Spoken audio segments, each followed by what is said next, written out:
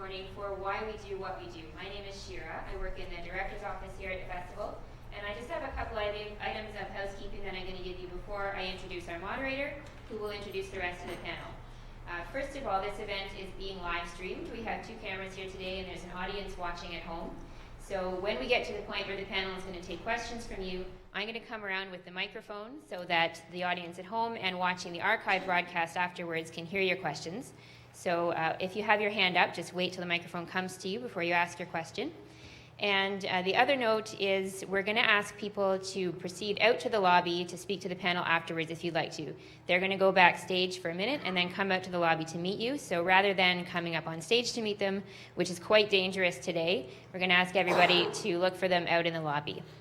And I'm very pleased this morning to introduce our moderator, Karen Wells. She is an internationally recognized CBC documentary maker. She trained as a lawyer and has produced documentaries on subjects as varied as post-conflict resolution in Mozambique, victim rights, and opera in the English countryside. She's reported from more than 50 countries and is regularly heard on CBC Radio's The Sunday Edition as both a guest host and a documentary maker. Her work has been recognized by the New York Radio Festival frequently over the past 20 years. She's received 2 United Nations Media Awards for her work out of Sierra Leone and for her documentary on dealing with dementia in Denmark. Most recently, she produced a much commented on piece on living wills out of BC. In 2011, she was inducted into the University of Ottawa Common Law Honor Society.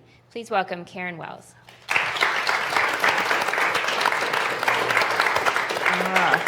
Thank you very much, Shira. Let's start going back a little bit in time. May 12th, 1982, what's that, 33 years ago now? Margaret Mitchell, then the NDP member of the House of Commons for Vancouver East, rose in the House and she said, "The parliamentary report on battered wives states that 1 in 10 Canadian husbands beat their wives regularly." And that's as far as she got. There was an explosion of laughter and shouting from the other members in the House. Keep in mind that 10% of the members of Parliament at the time were women. Mitchell said, a nearby Tory said, "I don't beat my wife, do you, George?" And it went on like that. Order was restored and Margaret Mitchell stood up again and said, "This is no laughing matter."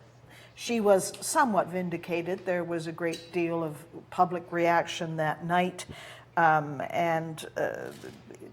As they say, the switchboard lit up. The anger was directed primarily at the reaction of the members of Parliament, and then slowly I think the numbers began to sink in. 1 in 10 husbands. Now we would say partners, and we would include those smaller numbers of women who assault their partners in the same degree of severity, and we would include same-sex partners. But the fundamentals are there, and I think the numbers have changed and recognized as even more frequent. We'll get to that. 1 in 10, everybody knew about it, nobody talked about it at that point. Carousel, the first musical to put the issue on the stage, was 1945. It's not as though people didn't know this was going on. So it takes a long time to come to some sort of collective conclusion that maybe this isn't just a right, and to maybe it can actually be talked about and thought about a bit more. And we do talk about it more today. There was a huge conversation that was unleashed, a national conversation this winter, when Jian Ghomeshi, the CBC radio host, was accused of assaulting more than one woman. And he's spoken about that online himself and said that BDSM, bondage, discipline, and sadomasochism are part of the spectrum of normal human sexual behavior in North America. We can talk about that one as well. Those cases are before the courts now. Mr. Ghomeshi has not been convicted. Then there was Ray Rice, Baltimore Ravens running back, who everybody saw hit, punch, deck his then fiancée in an elevator. He was convicted. There are those things that are very much more in our face. So why do we do the things that we do? Why do men hit women? Why do women stay? And that's what we want to talk about this morning. I just want to go back to those parliamentary report numbers from 1982, 1 in 10 women are assaulted by their husbands. Start counting your way around a room, any room. That means in a small office, there's bound to be one woman, at least one, who's felt a closed fist. That means in the nice, polite book club that many women belong to, maybe there are 20 people. That means 2 have perhaps been pushed down the stairs or had an arm broken. Look, today in this theater, if there's 100 people, maybe 10 have felt what that's like. But, we talk about it, but we don't talk about it individually. So there's this huge stigma that continues and a great reluctance to say, this has happened to me. There's a great deal of shame.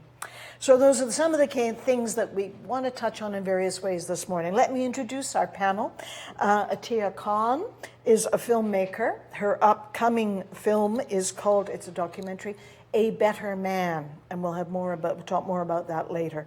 She is also an advocate for abused women and has worked in shelters in both Canada and the US, was director of Child and Youth Services at a shelter in Cambridge, Massachusetts, and administered something I hadn't heard about before, the December 6th Fund, which gives interest-free loans to women fleeing domestic violence. Atiya Khan. Thank you. I should also add, which is perhaps most important, that she's brave enough to come here and talk about all this stuff, as she is herself a survivor of domestic abuse.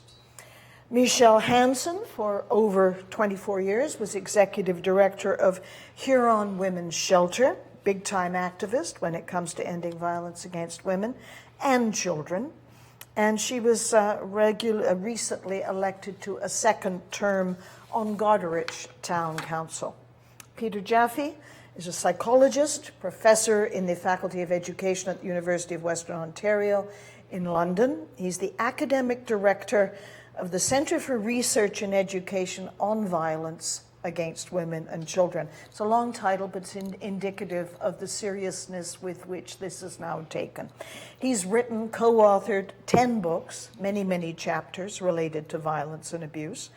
And in that vein, has led workshops around the world, I should say involving families in the justice system, and in that vein has led many workshops around the world to judges, to lawyers, to health professionals, and since 1999 has been on the faculty of the National Council for Juvenile and Family Court Judges in the US, which is interesting, and that's about judicial education programs to help judges judge domestic violence cases.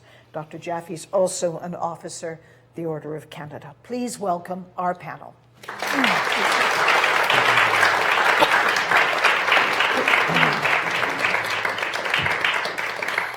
I want to start with each of you and just figure out your connection to the issue, because it's not a subject that you kind of drift into easily or naturally, I wouldn't think. Michelle, how'd you get into it?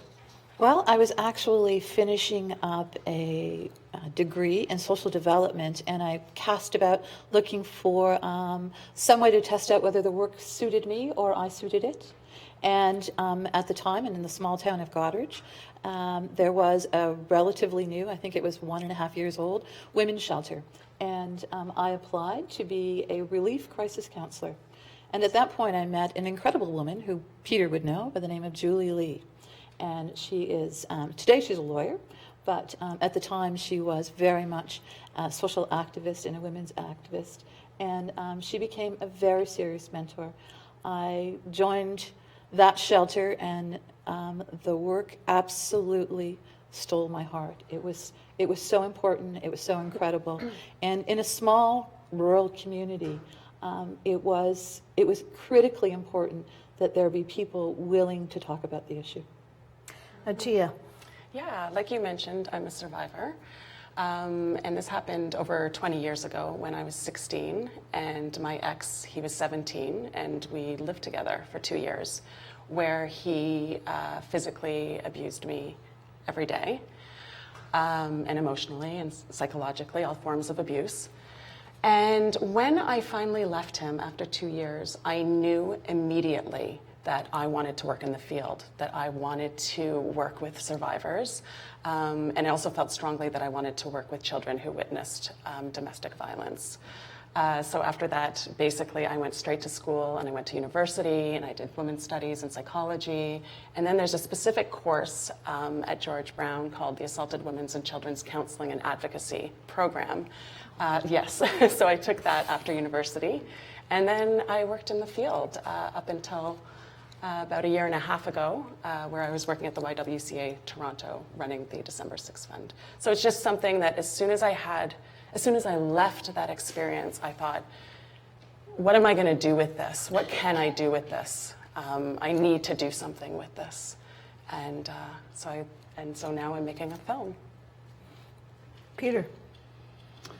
Karen, about 40 years ago when I was a young psychologist, my first placement was with the London Police Service. They had a family consultant service where they had social workers and psychologists working with the police to help families in crises. And I got exposed to domestic violence for the first time, and I was so overwhelmed with the impact of the violence, how it affected the victims, children who were living with violence. It became my life's work. I had so many questions, why do women stay? Why do men treat women in that way? How do children survive living with violence? So I started to do this work and do research, and I had more and more questions. And even 40 years later, I have some answers, but I still have a lot more questions because the work is so complicated. I deal with this issue also at the level of prevention, so I'm also involved on a school board and prevention programs, and I also have 4 sons, so this is a regular topic of conversation about healthy relationships, and so it's a lifelong issue for me to find more answers and certainly help victims and also help men who are abusive and certainly help children who are living with the violence. For many people, being as present with so much of the aftermath as you must have been in the shelter system, going through it yourself, seeing it, Peter, from perhaps a different perspective, would have made people want to run because it's awful. Mm-hmm. So what makes you stay, Michelle? As awful as it is, the question of why women stay, part of the answer to that is women don't stay because they like abuse. Women stay because they have hope. And they have hope for the relationship, they have hope for their lives, and hope for their children's lives. It'll all get better tomorrow? Well, I'm being somewhat simplistic. Not necessarily that unrealistic. I think lots of women, and it's also important to recognize that each individual woman, each individual victim is unique. So when we talk about the issue, it's important not to say this is why it happens or this is the cause of that, because in each case it's unique and different. There are some generalities we can say, and so I would say the reason that I would stay is because what I saw consistently was hope and the possibilities. The ability and the opportunity to support women as women supported their children, because as Peter knows very well, the effects on children are dramatic. And so there was just such an important opportunity that I had to stay. Okay. I want to go back a step, actually. If we're talking about why do we do what we do, why do men batter in the way that we're increasingly realizing, the extent to which we're increasingly realizing they do? And again, it's a big fat question. Peter, could you start on that one? Men are abusive because they can be. The reality, this is a behavior that's been socialized over many generations. If you look at in the research, the most significant risk factor that predicts whether or not a man will be abusive is whether they've witnessed violence in their family of origin. So for the most part, it's learned behavior. Now, there are things that are going to make it worse. So certainly alcohol is often associated with domestic violence. For example, half the police calls where there's domestic violence, there's also alcohol or drug abuse. The alcohol or drugs don't cause the violence, but they might make it more likely or more serious in one particular incident or another. It's also can be associated with some mental health issues, not all mental health issues, but there's also other dimensions. But for the most part, what the research suggests is this is learned behavior, and the same way it's been learned, it can be unlearned. I mean, for years, it's the way we accepted that men could treat women, and it's only really been in the last quarter century, certainly in Canada and around the world, where people started to say, no, this is not inevitable, you know. This isn't boys being boys or men being men. There are different ways to have relationships that don't involve violence. Well, and I'm thinking back, it's almost medieval, or perhaps before that phrase, the rule of thumb, which indicated that, what was it, that a man was permitted to beat his wife with a stick with no more than the diameter of a thumb. That was legally permissible. I mean, it was judged acceptable. It wasn't even against the law. If you look, for example, research in Ontario, if you look going back to the 1980s, early 80s, for every 100 police calls dealing with domestic violence, charges would only be laid in 3 out of 100 cases. So it wasn't even considered criminal. It was only the most severe cases, and even then, you know, not very much happened in the court system. Today, you know, there's very clear policies and practices that, you know, violence is violence, whether it happens in your home or on the street. The police have to take it seriously, and society has to take it seriously. It's not just a woman charging her husband. It's the police on behalf of society taking the matter seriously and pursuing it through the court system. Okay. Michelle, were you going to add Yeah, something? I just wanted to add that why we do what we do, I think, is a really important question. I live with a Jungian analyst, and so we ask that question all the time. Why did that happen? But I think that it's not, for sure I agree with everything Peter said, but I would add that it's about power and control. So there's a reason that it happens, and it's about gaining power and control over a situation. And we still live in a society where men are still socialized to believe that it's their responsibility to be in control. And women often subjugate themselves and believe that they should subjugate themselves to men. Responsibility it's a positive word. It's interesting. Well, it is, but in this case, it's not so positive, because if you feel a sense of responsibility to control someone else's life, now it may be teased out in a way to say, I feel responsible to be the breadwinner. Yeah. And so if I'm feeling like a failure as the breadwinner, like in our play Carousel, where Billy feels, he calls himself a failure. And when he feels like a failure, he lashes out.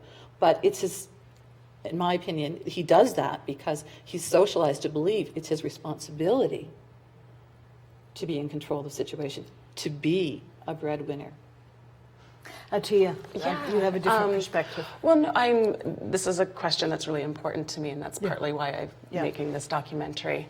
And I asked my ex, you know, why. Give us some context, because you went back to talk to him, didn't you? I did. So basically the film is about my personal experience of abuse, where I sit down with my ex, who abused me, like I said before, over 20 years ago, and we discuss the abusive relationship in detail.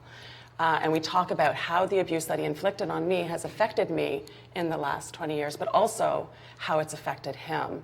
And then we also take a look at our current lives, and we talk to people who we both knew during that time and now. And so for me to get to the point of sitting down with him, there's a lot of backstory, and really quickly what happened was, over the 20 years I had been bumping into him once every couple of years. And at the beginning I was really I was scared of him when I'd see him, and I'd go home and I'd have nightmares and I'd have anxiety and I would be panicking, and I was just triggered, and this would happen for months. And then basically over the 20 years, that changed. My fear changed. I ended up wanting revenge for a short period of time, which is very much, it's unlike me, and I did not like that phase, but I wanted him to feel pain. And then I would bump into him again, and I started to feel sorry for him, because what I realized is that my life has improved, and my life had been improving. And when I looked at him, he didn't look well. He didn't look good. And something shifted in me, and I don't want anyone to look like they're going through pain, or to have a life that it seemed that he was having. And I started to be curious about him. I did feel safe. I didn't have any issues with physical safety around him. I felt safe. So I started to ask him some questions, and I became very curious about him. Why he did what he did. Why he did what he did, but also just who he is now. And the whole thought, I had never thought about him except as that person that hurt me. And so all of a sudden I started thinking, well, I don't know, has this actually affected you? And in a way it was therapeutic in a way for me to hear that he has been affected by it, because the worst would be if he had done these terrible things to me for 2 years and just went on with his life. But that's not what happened.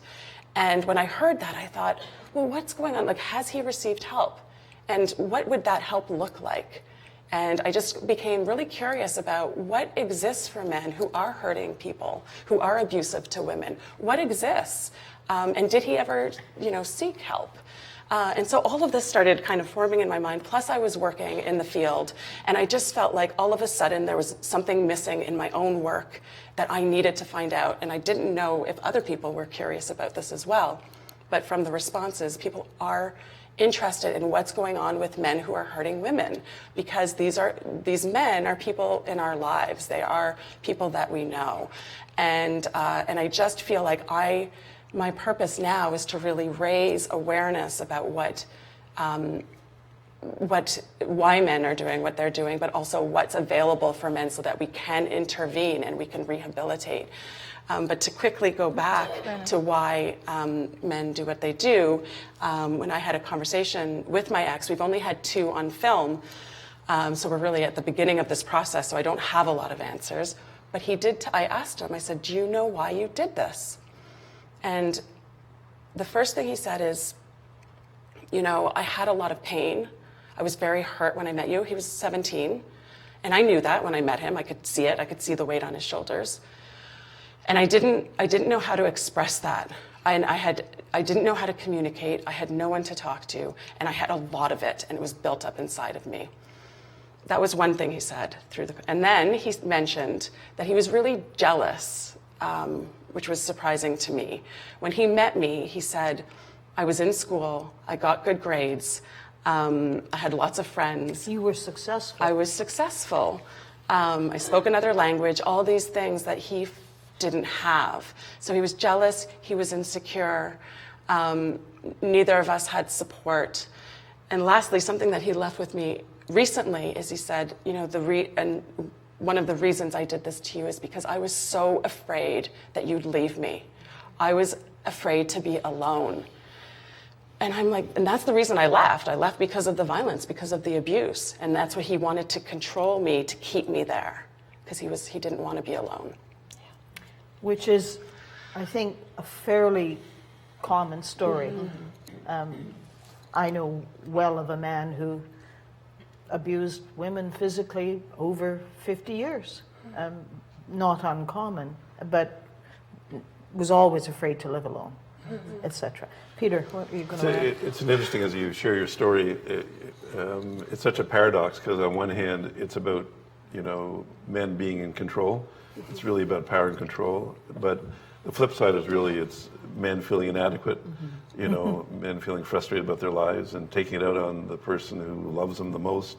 So there's a lot of irony in terms of how much pain and damage men do in terms of wanting to be in control and in fact, facing the reality that they're not in control. And there's a much better way, obviously, to have a healthy relationship and not terrorize somebody or lose somebody who you need the most in your life. So I think men need help. And one encouraging thing, when we have this discussion, it's important that we recognize the pain, but we also don't want to lose a sense of hope.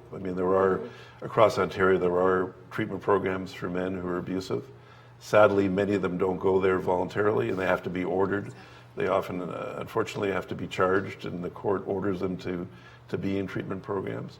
So it's so important that we build in interventions, whether we're, looking at prevention programs in schools, talking to young people about these issues. And I'm glad to see a number of young people in the audience here today, because you don't want to start this conversation when you're 30, 40, or 50.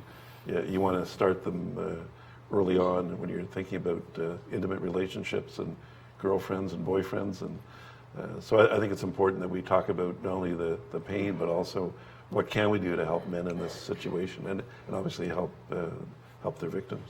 I knew a psychologist who regularly ran a circle within the provincial jail. Does this sort of thing continue? I mean, with men who have been charged and convicted? Yes, there are programs, across Ontario. Right. Every jurisdiction would have. In London, there's a program called Changing Ways in Huron County, and there's similar programs where men get together and there's they meet for a number of weeks. Obviously, it starts with men taking responsibility. I mean, men have to acknowledge what they've done. They have to acknowledge the pain they've caused. And that's huge. I mean, getting to there. Yes, and that's number one. Actually, there's actually research looking at men reaching out for help, and they actually did a study in the U.S. And for every 100 men who call looking for help because their wife's going to leave them, only 25 actually make it for the first appointment. So people. Men, in particular in this area, work with denial. I mean, they'll reach out, they might call for an appointment, 25% actually show up, and 10% actually then make themselves available for the group. So denial is the biggest barrier. It's actually acknowledging that you have a problem, that you're willing to do something about it, and there's no quick fixes. There's no drug for domestic violence. There's no drive-through counseling session. There's a real commitment to acknowledge you have a serious problem, you need help, and then you have to stick with it for many weeks, and then also be available for follow-up. So I think that's the challenge, is getting people to acknowledge the reality and make the commitment to change. And on the prevention end, picking up from something Atia said, the fact that your partner had all this rage that he didn't know how to communicate. One of the things that, before I was the executive director of the shelter, I was actually the children's advocate. And one of the pieces that I did consistently, and I know they do in all shelters, is to try and deal with emotional literacy. And for men, in particular, in our society, we still do not provide a good basis of emotional literacy for boys, teen boys, and men. You mean the basic admitting you have emotions and dealing with them and putting them out there, that stuff? Actually having permission to express those emotions is what we stunt in young boys. Because we say, back up, little camper, don't cry, little boy. And the range of emotions that are allowed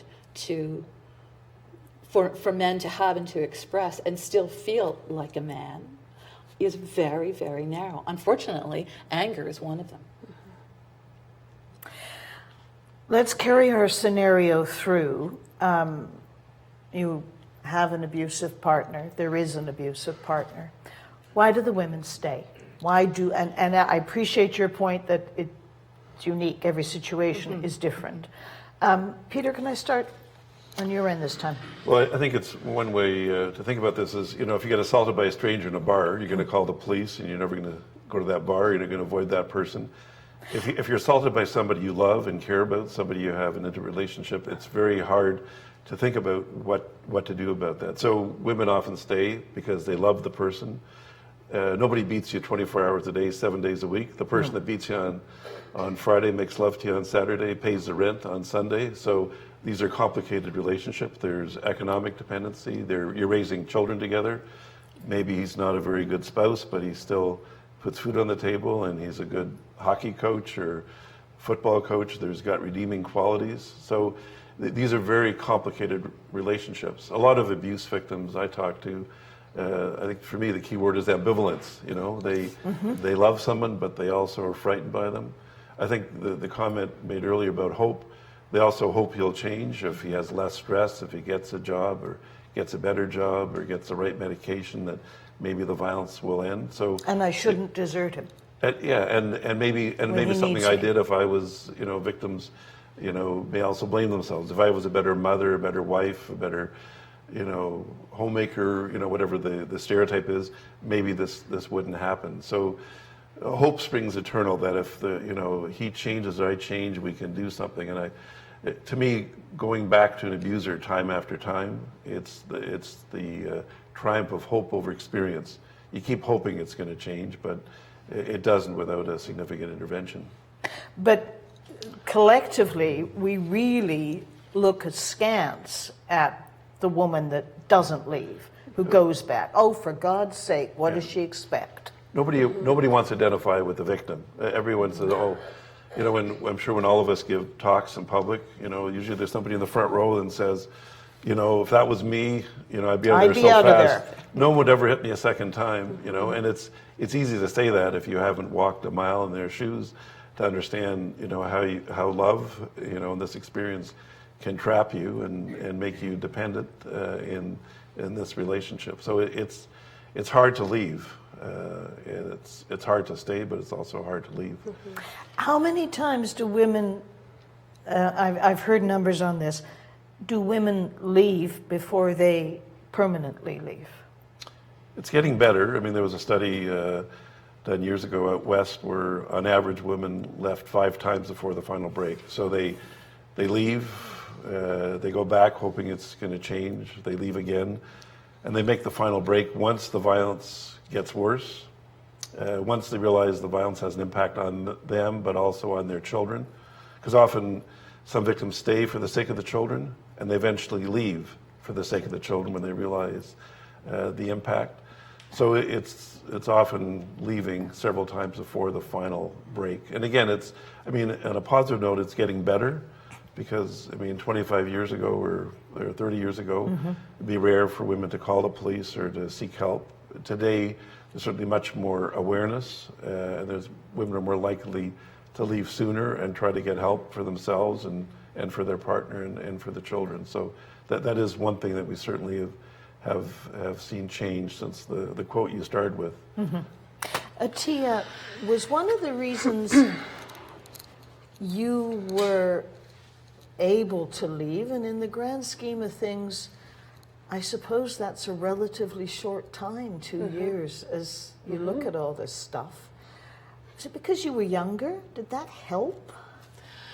No, I don't think so. When I left, I had already met somebody else, and I think this is common, is I needed someone else. I needed to be with someone by that point. My self-esteem was so low. Something that he often said to me was, you will never find anyone again. You are, you're stupid and you're ugly and no one will ever want to be with you. You're useless. All those things. And after 2 years, every day of hearing it, you do believe these things. But someone, in my case, helped to intervene. And I ended up being with him, thankfully. But up until that point, at the end of the 2 years, things did get a lot worse. They were always bad from the start, and there were days where the abuse happened, all day. So it got to a point where I always had hope up until a certain point at the end. And I thought, he is going to kill me. And it was at that point where I just knew I had to figure things out. I had to figure out how to get out of this. And at that same time that was happening, I had already been friends with this new person that I ended up dating. And so I think that's really why I left. And I don't know if I hadn't met this new person, I don't know how much longer I would have been there, would have been in the relationship. I'm sorry, finish your point. Yeah, I was going to say in terms of why I didn't leave, and it's like Peter was saying, is that I couldn't leave. I did love him. I liked lots of things about him, but I did think he was going to kill me. And like I mentioned before, we didn't have, we were young, we were 16 and 17. Neither of us were really close with our family at that time. We were both isolated, actually. I always said it was me that was isolated because I couldn't see my friends anymore. But he used the word feeling isolated as well. And it's true, it was just us. We'd go home and it would just be us. So there was nobody there to kind of say, whoa, what's happening right now is wrong. This is not okay. You deserve to be treated better. We didn't have that. And that is one of the classic, quote, techniques within an abusive relationship, is to cut people, the abused victim, off from friends and contacts, even in ways no more clear than simply being rude to people on the phone. So people stop phoning, people stop coming around. Michelle, it's also widely said, and it's quite true, that women are more likely to be killed the more they indicate that they're going to leave. Absolutely. It is the most dangerous time for women. The point at which they leave, the majority of what we describe as femicides happen after a woman actually leaves the abusive relationship. I just want to say a little word about going back to our theme, why we do what we do. Yeah. So in 24 years of meeting women inside of a shelter, I never once met a woman who thought she was ever going to be a victim. As Peter said, nobody identifies with the victim. And I believe that there's a psychological reason why we all want to blame the victim. Because if we can believe, and I'm going to switch the scenario from domestic violence to sexual assault, because it's a little more understandable in this way.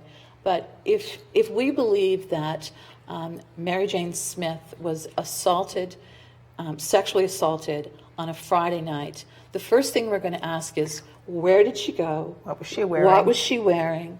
Who was she with? Now, we don't do this because we're nasty, horrible people and we want this to happen to her.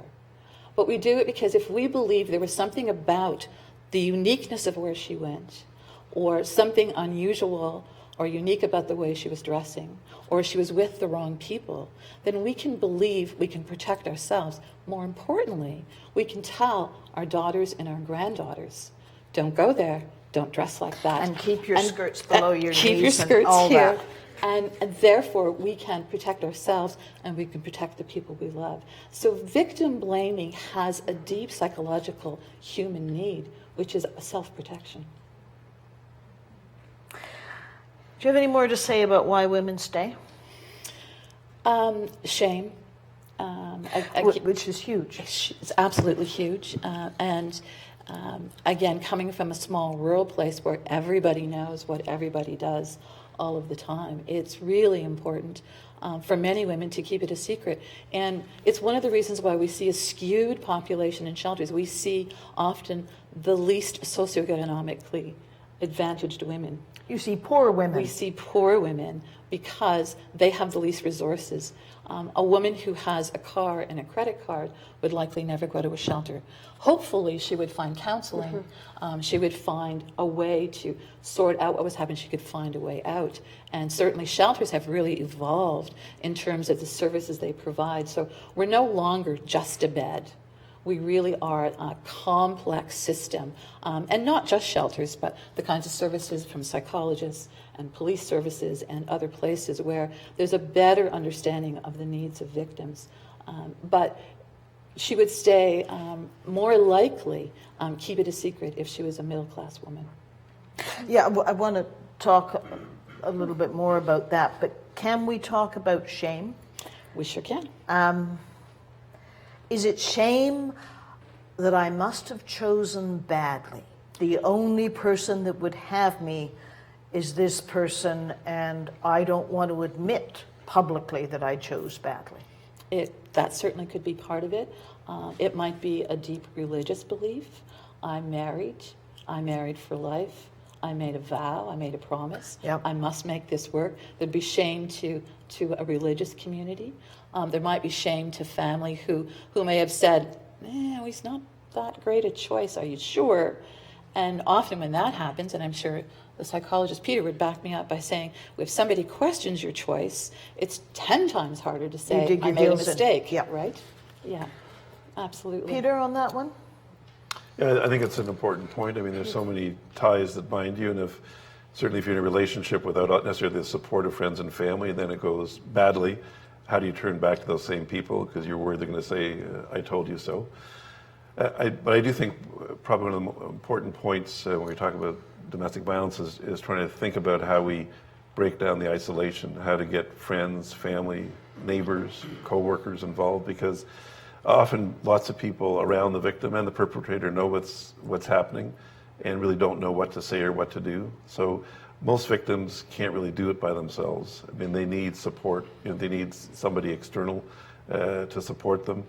And that's, I think, really critical in this conversation. So, as we talk about this issue, it's not just victims and perpetrators and children. It's really the community and what can the community do, what can the community say, how can we educate the public? I mean, obviously in sessions such as this one or other ones, how do we get, whether it's students in high schools or universities and colleges, or whether it's the workplaces, how do we talk about this issue much more openly and allow people to have conversations saying, like, I'm worried about you, I'm worried about what's happening, can I do something to help or support you? How do we start that conversation? Isn't there something that comes in here too, that the more ashamed or wishing to hide is perhaps not the right word, but wishing to not admit what's going on, the more you instinctively push everybody else's help away. It gets to be a kind of self-defeating thing, doesn't it? Well, you have to be persistent to help too. I mean, it's, there's no quick cure for the issue. It's not like you're going to call a shelter once and everything's better, or a friend's going to say, Yep. what can I do to help? Getting into a violent relationship takes time. Getting out of it is going to take time and a lot of healing and a way to find safety and support. So I think there's ways to overcome it, but we certainly have to understand, certainly the shame as one dimension. We need to be able to talk about the issue. I mean, it's great to be here today and to have this discussion. Mm-hmm. The reality, when I go to social functions and someone says, what do you do for a living? And I say, well, I'm a psychologist working in domestic violence. They usually say, well, how's that's interesting. I need to get a drink I need to get a drink and I'll be back later, but they never come back. So this is not a conversation that people want to have. So we have to find a way to make it more acceptable. And touching on what you're saying is it becomes so common, abuse, at least for me it did. So it was so common that I just expected it, and it became a part of my life. And I just thought, this is what a relationship looks like. And in terms of needing people around you to intervene, I always think of, there was a few instances where that happened, and my response to them basically was like I was embarrassed. It wasn't necessarily shame, but it was an embarrassment. Yes. But it was also like, I can deal with this. I have been dealing with this. And I felt like I was putting them out. Yes. Mm-hmm. And that was huge for me. I was like, oh my goodness, I don't want to affect them. I don't want this to affect them in any way. And so people do need to be persistent and say, you can close the door in my face 20 times, but I am still going to be there. So keep calling me. And that's what I think family and friends need to do is, I support you. I am here for you. If you go back to him, I am still here for you. I'm not going to judge you, but please come back. When you need help, when you want support, I am here. Yeah. Well said. Yeah. That's the critical message. Whenever I go about the world talking about this issue, the one thing that I try and leave an audience with is just that message. And it's counterproductive to the why does she stay question, right? Because we, as you opened with, we get so frustrated when she won't leave. And so what I always ask neighbors, families, and friends, the community in general, is to say, don't give up on her. Even if she says no this time, even if she returns to him, you need to stay there, stick with her, continue to be her friend, her family, her neighbor. Well, it turns into she's asking for it. It does, doesn't it? Yeah, that's the victim blaming piece. And also in terms of, sorry, Peter, No. In terms of support, he also needs support, right? We need to support him because if they do separate and he meets somebody, it'll happen again. And and I think about people who are abusive and who use violence, and I just think, how are they supposed to change, right? If they can't, not only is it hard for us to talk about, it's also hard for them to say, look what I'm doing, I'm abusing my partner. So how do we have those conversations? How do we start those conversations in forums like this, but also at home? How do we have those conversations? So if, I have a son, and I always think, my goodness, hopefully I provide enough education, but what if he were to hurt someone? That's on my mind. I live with that. And I think I need to support him, and I need to be there for him as well, because if we just isolate people who are hurting people, they're just going to continue to do this. It's such an important point, because for the last 30 years, it's really been women who've been marching and developing shelters and rape crisis centers, and men have been relatively silent. So I think this is an important conversation to get men involved and young men and leaders in schools or universities and colleges, workplaces, to really open the conversation, because men have to talk to other men, whether you're a coworker or a brother. You know, this is a conversation that has to take place in terms of getting help for men. But the number of, well, yes, I was thinking about to go into something that came up with the Ghomeshi affair this winter. The conversations, and for anybody who missed that, Jian Ghomeshi was a host on a CBC radio program and was accused by several women of assaulting them. The counter-argument was that it was a consensual sexual act, and that is essentially what will be tried in the criminal courts. But as this began to be discussed, what I would constantly get was basically men not getting it, not understanding that this was potentially, if there was no consent, unacceptable behavior. Are we still, I mean, we seem to be still at that point, that this is considered unacceptable behavior. Michelle? Well, I hope that most people don't believe that that's acceptable behavior. Certainly in the circles that I travel. But you're preaching to the converted. Well, I suppose, but from my perspective, what Mr. Ghomeshi's been accused of is completely and totally unacceptable, and it comes down to the issue of consent, right? And so, again, from my perspective, one can consent to beginning any kind of a sexual encounter, but both persons engaged in that sexual encounter need to be able to retain the right to say stop. And that's when the consent ends. And the women that, in the report that I read from the CBC, talked about not just the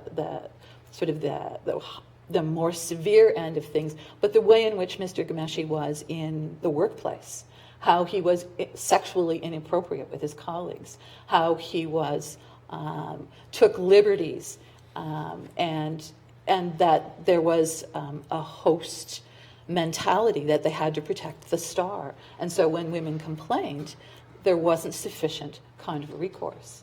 So it's again, it's complicated. There's not, I don't have a solution, and the courts will come up with a verdict, whether or not that's actually accurate or correct or any kind of justification for either side. I don't necessarily trust that would be true either. Well, that will be a legal verdict, will Sure. be a reflection of the judicial system, and will afford him, as every person in the country has the right to a good and a full defense, and beyond a reasonable doubt, all of those questions, which are totally appropriate. There's all sorts of other forums in which someone's judged, right? As you mentioned, professional, but Peter, you... Yeah, I mean, obviously that's one high-profile case, but irrespective of what happens, it's really opened the floodgates for discussion about, what does consent mean? If you're consenting to A and B, does that mean you're also consenting to C and D? Like, what does consent mean? It's an issue across the country. I mean, there's a recent report out by Connie Backhouse on Dalhousie University and School of Dentistry and things that happen there that talked about a broader climate, which really encourages, sexualization of women and rape culture. Rape culture. Absolutely. You certainly see it. There's been reports on university hockey teams in Ottawa. There's a number of reports where it really calls certainly to men and all of society to engage boys and young men in this discussion about what consent means. It's certainly an issue in universities. I mean, there's obviously more and more parents now when they're looking at universities want to know, what are the policies and practices in terms of protecting young women? What are the policies and practices in regards to alcohol abuse and, sexual misconduct? What gets reported? Is there proper enforcement? Is there proper, prevention programs and public campaigns? So these are really, I think, important issues. So if we seem to have, we've been saying that things are better to some, there's more discussion. If things are better, why does the climate seem that much more acute at the moment. Well, it's like the environment. I mean, it's like we have much more awareness about the environment, but there's still a lot of resistance to even acknowledging, climate change and doing something about it. At the same time, the world is starting to recognize the impact on the environment in a variety of ways. We're still polluting the earth. So I think there's an analogy to violence against women. There is awareness, there is more discussion like this one, there's progress. On the other hand, we still have rampant pornography that involves violence and abuse of women. We have media violence. We have violent video games that reinforce images around violence against women. So I use that analogy to the environment in a very direct way.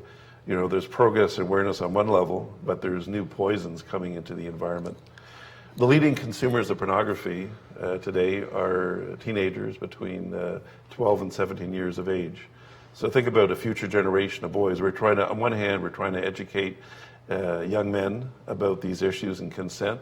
On the other hand, a major form of entertainment is different ways to dehumanize and violate young women. So we have to confront those issues head on. So I think that's our challenge. Atiya. For me, I just think it's true the conversations are happening, and I think social media has a lot to do with that. And I think Well, the Ghomeshi stuff, huge explosion on Twitter. Absolutely. And so I feel like I'm hearing from friends who are sharing their experiences for the first time in a post. And so there's a lot of power to that. But it's also interesting to see, as excited as I am about all these conversations on social media, people get shut down very easily. Backlash. A backlash, yeah. Or if somebody isn't educated and just actually has like a question that might sound offensive or triggering, everyone attacks them. And I think that's why a forum like this is good, is because this is a really difficult issue. It's really complex. It's triggering for a lot of people. We don't know how to talk about it, but we need to. And I think the other thing about social media is we're just seeing worldwide how women are affected. And I think people's eyes have been opened in that way. But for me, I have a lot of male friends that are like, I always knew the stats, I'd hear the stats, 1 out of 5 women, 1 out of 6, whatever it may be. But to see my friends actually posting and saying, I'm a survivor, this happened to me, has opened their eyes. And so I think for me, I feel like I'm really excited about this conversation, but I'm interested in seeing where it will go and if we're actually going to take it and use it for change and take some action, whatever that may be, which is possibly just in your own lives on how you may intervene or how you're going to stop one at a party. Start there, doesn't it? It has to start with discussion, and that's where we're at, because this is a private issue and we're silenced. And I feel like this is my life now, but I have to remember that most people don't talk about this still. We also are still trapped by stereotypes because, with domestic violence, we thought you had to be poor or drunk. Yep, let's do the middle class women. We didn't realize that it goes across all social classes. And even with sexual violence, we have images about, what people who sexually assault look like, but when you look at images like Bill Cosby, who's obviously, been accused of serious things, and obviously, it's hard to separate what the facts are. There was an article in the paper recently about allegations about using, Quaaludes. Drugs to. Well, I think those are actually court documents in which he admitted to some of those things, so it's pretty out there now. But I think it's hard for us collectively, because on one hand we can have an image of a rapist or a sexual assaulter, but when you start to think about popular personalities through the media, or even I have 4 sons who are all football fans, and they had to come face to face with, they like Ray Rice, they have their NFL football pools, and all of a sudden they have stars, Adrian Peterson, with serious allegations, Ray Rice. They have to say, well, these are the stars I admire, but this is their personal lives. Does it matter? Are you less of a football player if you beat your wife or beat your children? What does it really mean? So so this really requires deeper conversations, and I think it's hard to get behind that. It's safer when it's sort of those bad people out there. Someone else, but not when it's someone close like to us, me. it's much more difficult. Yep. Absolutely. Did you see middle class women in the shelter? We certainly did. We did see a full range, but the vast majority, as I said, Were poor. were the poorest women because they had the fewest resources. But again, it's most difficult for those who are more middle class because they have more to lose. Yep. So does that mean more middle-class women don't come out? I suspect that's absolutely true. I suspect, and one of the reasons why the cases such as Mr. Gomeshi and Ray Rice are important communication and conversation starters, because we do need to talk about it more. We need to break the silence. I mean, that was a slogan in the 80s. Break the silence was the magnets on my refrigerator. But it hasn't changed. We still need to do that. And these are important cases, and we have, absolutely, I think Peter would agree, we have made great gains. The kinds of services that are available both for men and for women. But there is still such a long way to go. We are definitely not. We are not at the solution yet. Peter? The other reality is that, victim silence or reluctant to come forward, certainly even looking at women with access to resources, middle class or beyond, it then gets held against them if they do, after 20 years, leave a marriage and they're in court fighting for issues around child custody. They're betraying the class. Well, but more than that, they're not believed because when they go to court and they say, I'm finally free, I want to do something about this 20 years later, 15 years later, then judges are asking questions or lawyers saying, well, it was that bad, why didn't you tell somebody? There was a police station 2 kilometers down the road, why didn't you go there? Why didn't you tell your family doctor? Why didn't you tell your best friend? Why didn't you talk to somebody about this? So, it's interesting that what some victims may do to survive and remain silent ends up being held against them either in criminal court proceedings or in family court if they're trying to deal with issues around child custody. They say, well, I don't trust my ex to have regular contact unsupervised because I know what he did within the marriage. But it's not documented anywhere because there's no record of it, so it's one person's word against another, and it makes it very difficult for the court system to sort through these things. I want to, and we're reaching the end of our time, and I want to allow some time for some questions if people have them. Just one reference, because this is all spurred by the production of Carousel at Stratford. And it's the line in there, isn't it? It's possible for someone to hit you hard and not hurt at all. Peter, do you understand that line? I didn't write it. No. Too bad.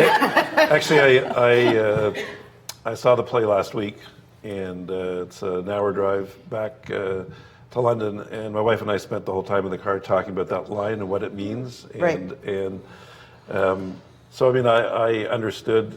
It was a play written in the 40s, based on an older play. So I knew exactly what she meant, but we spent a whole hour talking about what it meant. So obviously, it was a victim who loved her man deeply. She was going to put up with anything, and she was trying to explain that to her daughter in her own way. So obviously, if we could write a play today to be instructive and different, you might change that line, but it is what it is. When I go to theater, I'm not expecting someone to rewrite something for 2015. I accept it. It's a piece of art, and it gets everyone talking. We talk nonstop on the way home. So. Can I ask, is it at all equivalent to the cutting phenomenon in young women? And everybody knows that many young women who cut, which almost seems like a short, sharp pain to cut through an ongoing emotional ache that cannot be handled. It's almost a relief to feel something. Is there any equivalency there? I think that line in the play is like a Rorschach. It's like an ink blot it to can interpret mean what you want it it can mean. To me, I read it. My wife wouldn't agree. She'll tell you something different if she was here. But I took it to mean that she loved him so deeply that you stop feeling it and you're just committed to your man no matter what. I do like, having said that, I thought there was a line later in the play which when the preacher at the high school graduation, for people who've seen the play or haven't, is really giving the daughter a different lecture, which is really, you don't have to be defined by what you grew up with. Because, and this was a talk given at a high school graduation where the daughter who sort of had this legacy was told really, for kids who are rich and have parents who are doing well, that doesn't mean you're guaranteed success. And for kids who grew up living with violence or other unfortunate circumstances, doesn't mean you have to be defined by that. You can grow up to be something totally different. So I thought that was a more hopeful line at the end of the play. Indeed, but not nearly as provocative. I know you're seeing it this afternoon. Michelle, what? I actually quite loved the play. I'm a great theater goer, and I thought it was beautifully staged. I think the fact that it was written in 1945, wow, kudos to Rodgers and Hammerstein. Well, Ferenc Molnar, on whom the thing is based, right? Yeah, to do this in that era. It obviously is based on some real stereotypes. I mean, the men are men of 1940. The women, there's a line in the play that something about that woman is half again as smart as she ought to be. Right. So women weren't supposed to be very smart. But it really does represent a real thing, that era. And I would argue that in some ways we haven't moved entirely away from all of those stereotypes, but they are stereotypes. I had a serious problem. So having said that I loved the play, that one line was the thing that bothered me. The person that I go to theater with all the time was sitting beside me. She went, "Oh no," knowing she was going to have to hear me rage most of the way home. Can I suggest that Soviet realism was instructive, pedantic art, right? That our conception of art is more along the lines of it's something that illuminates the human condition, and taking it in that light, that illuminates. It sure does. My difficulty with it is that it perpetuates the myth that somehow women like the violence. Mm-hmm. That's the piece that really, really bothered me. Can you read the line again? It's possible for someone to hit you hard, and not hurt at all. And the daughter actually also says, he hit me, I heard it, but it felt like a kiss. Yeah, okay. Yeah, that bugs me. But yeah. The other line, I haven't seen it. I'm seeing it this afternoon. But when I first heard it, my first reaction is, I can relate to that. Thank you. But that's not. And what I mean is that, again, depending on how much abuse happened in your relationship. For me, it was all the time, and so it got to the point where I could be hit, I could be thrown, anything, and it didn't hurt. I was numb. I was used to it. I expected it. It didn't hurt me. And in fact, and I've heard this from women I've worked with, it's like it gets to a point where the physical abuse doesn't hurt. It's the things that are said or the looks or the other forms of abuse, for me anyway, hurt much more at a certain point. So it definitely did hurt for a long time, but it got to a point where it didn't. But that was when I first heard that line, that's what it made me think of. Interesting. Yeah. I think that's a great thing about theater. I mean, to me, going to theater is more than just entertainment. I mean, going to theater, there's a certain richness of the things you see and talk about, whether you get involved in someone's history, whether you get into the meaning of relationships. I think theater is wonderful, and having a good discussion after theater. I mean, we could spend hours on the play and what it really means, and the messages. So I think it's great. Nothing worse than going to a play and going home and not having anything to say, or going for a drink or dinner and not being able to talk about what you said. Discussing the furniture, yeah. But can I say one thing more yes, about the play please. itself? So again, you're going to be the critic, aren't you, today? No. I just because I think this is pertinent to the discussion. Inside the play, there is a character named by the name of Jigger, who's essentially a criminal bad guy, and a bit of a femme fatale. And he engages her in is he trying to teach her how to defend herself? I think that's what he's trying to do. But to use the coarse language of what I would notice, he was trying to cop a feel. right? And so she engages with him, and you can't really tell whether or not she's going along because she's kind of having fun with it, or she really is so innocent she doesn't get what he's trying to do. But in the end, it doesn't really matter because we know what his intent is. So for me, it's a clear example of sexual harassment. Okay. So I loved going to theater, and it's very provocative, and it's lovely in terms of intellectual stimulation. And I still need to take into it the values that I hold about these things. All right, I'm going to stop us there and simply add in this context that Stratford's also now one of the few places in the country where these kind of conversations happen. That community forums and things like that have been dying out. And not only about this subject, but about the gazillion subjects that happen over the course of the summer. So I think it's a fine thing that the festival is doing. Mm-hmm. And on that note, are there questions, please? I can't see anyone up there. Shira has, there's someone with a light jacket, and Shira's coming with the microphone. Good morning. My name is Barbara Byers. I'm Secretary-Treasurer of the Canadian Labour Congress. I'm also a social worker by trade.